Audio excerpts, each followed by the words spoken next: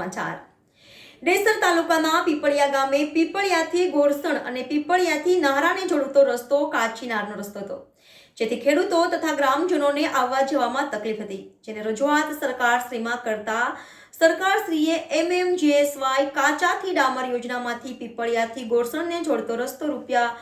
170 લાખ અને પીપળિયાથી નાહરાને જોડતો રસ્તો રૂપિયા 200 લાખના ખર્ચે મંજૂર કરેલ હતો, જેનું આજરોજ જિલ્લા તાલુકા પંચાયતના સદસ્યો, સરપંચો, ભાજપના હોદ્દેદારો, કાર્યકરો, ગામના આગેવાનો તથા ગ્રામજનોની ઉપસ્થિતિમાં ખાતમુહૂર્ત કરવામાં આવ્યું હતું. આનંદ ન્યૂઝ, ડેસર.